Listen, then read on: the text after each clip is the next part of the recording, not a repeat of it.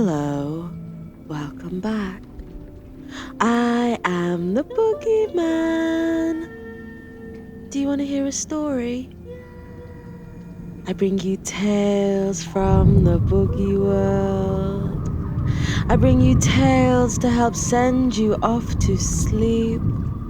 Come, sleep.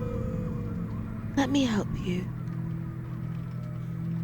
Before I tell you a tale, I will guide you through a short meditation to relax your body and prepare you for a night of dreams or nightmares. Would you like that? Good. Make sure you finish off any other tasks before we begin. Use the bathroom, drink a glass of water, check under your bed. Make sure there are no other reasons to leave your comfort before we enter absolute comfort. You may pause this podcast here and resume when you're back.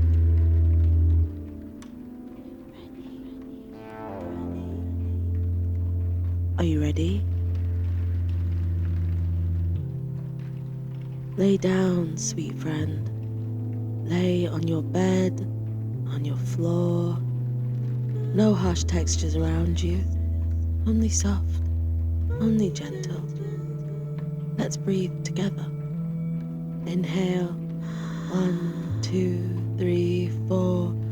Exhale, 1, 2, 3, 4. Good. Close your eyes for me. Push away the tension in your eyebrows.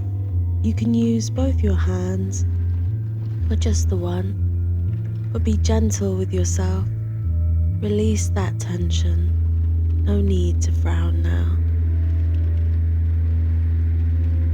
Let the calm wash over your face. Unclench your jaw, rest your eyelids and your tongue. Inhale, 1, 2, 3, 4. Exhale, 1, 2, 3, 4. Good. Roll your shoulders all the way back. Allow yourself to melt deep into your mattress. And as you release your shoulders into your bed, exhale. 1, 2, 3, 4. Let go of the tensions in your body, in your shoulders, in your neck, your hips, legs, your toes, to your fingers. Surrender your body to sleep. Come and join me in the Boogey world. Let me tell you a tale about 3 friends vacationing in a winter cabin, changed by circumstance.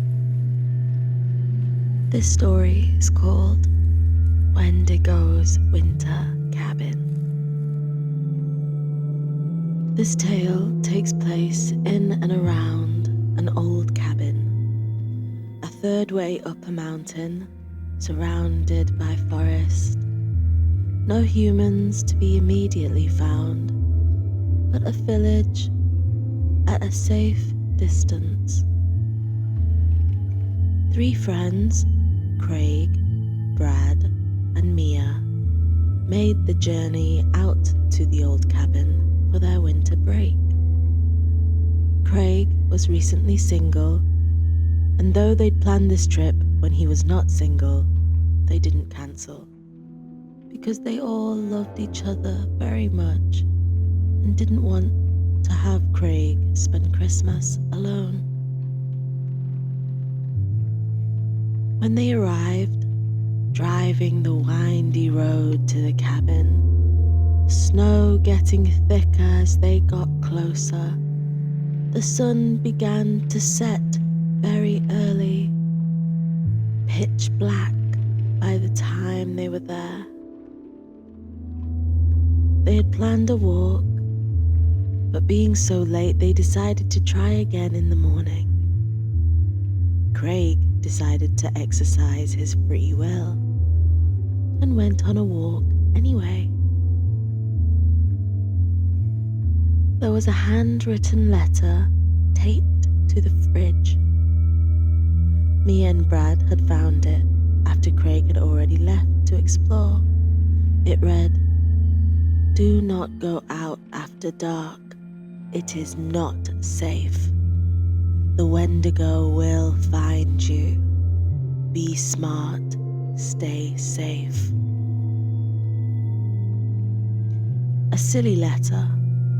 A very silly little prank, perhaps, from the park ranger. They'd seen him briefly on the drive and gave him a friendly wave. The letter made them a little nervous, so they sent a quick text to Craig and hoped he'd come back soon. He did come back, after about an hour. He told them how it was so dark out that he had to use the torch on his phone to see where he was going, but he had come back because his battery was low. That night, they shared a late meal, drank mulled wine, played a game of charades, and went to bed, looking forward to the morning sunshine so they could better enjoy the landscape. And they slept well, apart from Craig, that is. He found it tricky falling asleep. He didn't sleep for very long. He sweated heavy through his clothes and his sheets and couldn't stay down. He had a strange dream where a dark creature with antlers came to him in the forest and asked him to join. The creature said, "No one wants you as you are, so join me." He'd woken up very irritated in the morning, from lack of sleep, but also from a lingering, unwanted feeling.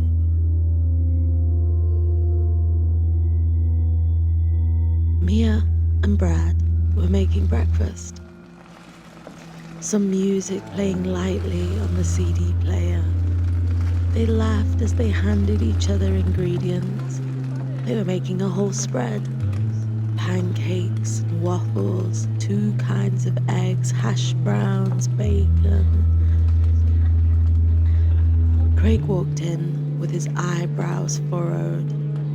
He turned the music off and sat down. "Jesus, man, what's wrong with you? You look horrible." Brad said. "Didn't sleep well." Really? We slept like babies. "Of course you did." Craig snarled, bringing down the energy in the room. "I'm going on a walk." And off he went again. The couple went on a walk too, without Craig. They had a nice time, took some photos, enjoyed the mountain nature. When they got back, Craig was still out. And he felt drunk on hatred for his own friends and for his ex. He also felt violently hungry. He hadn't eaten any of that breakfast earlier, and he could feel it. He hadn't told his friends, but the night before, he had seen something watching him. Well, not really seen, but when he'd lifted his torch into the darkness, he could have sworn he'd seen eyes glowing red from the flash. They seemed to follow him everywhere. He called out once, and then decided maybe it was an owl or a deer to settle his own nerves. He'd been scared, and after he'd gotten that text, which took a while to reach him with the signal being so scarce where they were, he made sure to get home ASAP. But whatever was watching him saw him. During today's walk, the sun out, Craig could see where he was going now and could hear his stomach growling. He came across a tree stump with a plate laid on top. A freshly cooked steak, steam still coming off of it, peppercorn sauce and green beans. The smell purposefully drifting towards him. No ideas as to why or how it was there. He called out for someone. Maybe someone was nearby, but no one answered. He waited 10 minutes and then he ate. Picked it up with his bare hands and scoffed it down. So delicious. And when he'd finished, he suddenly realized that his hands were covered in blood and the plate was gone. He wasn't so sure what he had just eaten anymore. He ran to find water and rinsed himself off by the creek. When he looked up, it was already night. He reached to find his phone in his back pocket. His friends had left him multiple texts and missed calls. They were starting to get worried. He sent back a quick text saying, Coming back now. Oh my god, what happened to you? Where have you been? Brad exclaimed as Craig walked through the door. Why are you wet? Is that blood? Mia, even more concerned now. What? No, it's nothing. I fell over by the creek. I'm fine. I'm gonna go have a shower now. His friends were relieved that he was back and safe, but he was acting strange. Was that blood on his face? Like he tried to wash it off without a mirror. Craig took a while to shower, but eventually he came out to the living room where Brad and Mia were sat watching the news. News just dead. A man had gone missing. He was 5'7", wearing a purple jacket, green t-shirt and jeans, muddy trousers and a wedding ring when he was last seen 2 days ago. He'd gone on a walk and was suspected to have walked towards the mountain. The same mountain that they were on right now. Yo, have you seen anything suspicious? You know, about all of this, man? Brad asked, noticing that Craig was hovering behind them. What? Why would I know? I mean, no, I've not seen anything. Jesus, man, I was only asking. Hopefully they find him soon. No doubt they'll send out a search party. Craig felt something in his throat. He slinked away to the bathroom sink, door locked, and he coughed out. A wedding ring. Whose wedding ring was that? Craig had a quick flashback to a hand on a tree stump connected to a man. He looked like he was asleep, but Craig knew he was dead. He began to throw up in disgust. What had he done? A dry cloth feeling in his throat, he reached in with his fingers to pull out a purple piece of fabric, small, snaggled piece of fabric, the same color the missing man on the TV was wearing. What had he done? Without Without thinking very much, he grabbed a lighter and burned the fabric and washed it down the sink. The ring would be harder to hide. He took a hammer to try bending and changing the ring. Mia and Brad could hear him hammering and knocked on the bathroom door. Hey man, are you good? What's going on? Are you okay in there? What's all that noise? They were beginning to get scared. Oh, it's nothing. Go away! He yelled back. Open the door, Craig. Oh my god, no! Go away! Craig, please talk to us. Maybe we could help you. We're your friends. Oh, fuck off! Craig's rage was starting to take over. What? What the fuck is wrong, Craig? Talk to us, please! You've been acting so fucking strange!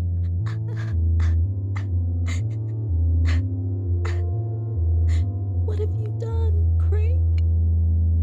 Mia cried, and she whispered, desperate to reach her friend. And Craig swung open the bathroom door.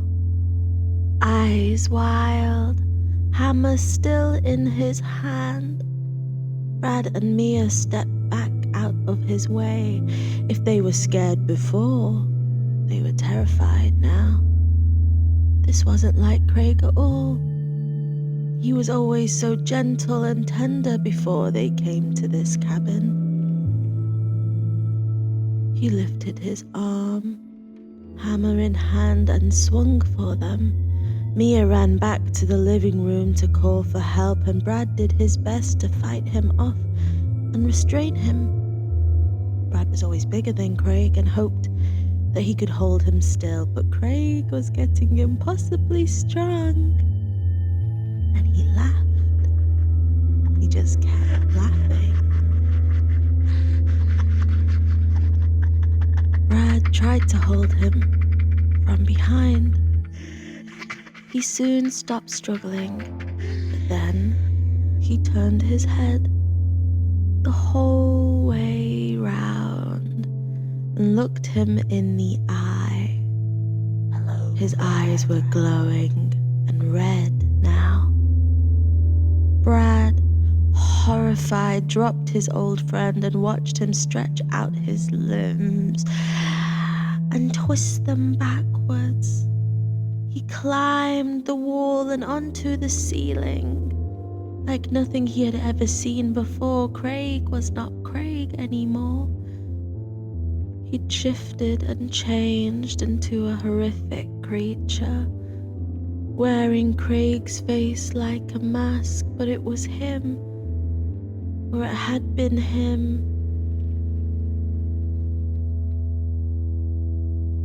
Antlers began protruding from his head, and he screamed. And then he looked at Brad. He unhinged his jaw, which widened and dropped impossibly low, ready to eat his friend like a snake and a mouse. Brad was weeing himself now.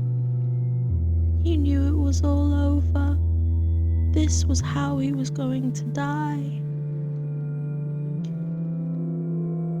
And then he fell to the floor. 3 strong shotgun shots to the head. Another 3 to the heart. It was the park ranger. The police came soon after. The search team was there soon after that. They were not very far looking for the missing man. I guess they found him, or parts of him. Craig was dead now too. Local customs were to burn him to ashes and bury him in salt. Brad and Mia had no body to take home to his family. Deeply traumatized and forever changed, they never returned, and they were never the same. Craig had not been smart, and he had not stayed safe. They wished the note left on the fridge was more than just a note on a fridge. They tried to sue, but no court or judge or jury would ever believe them. And the local people wanted no part of it.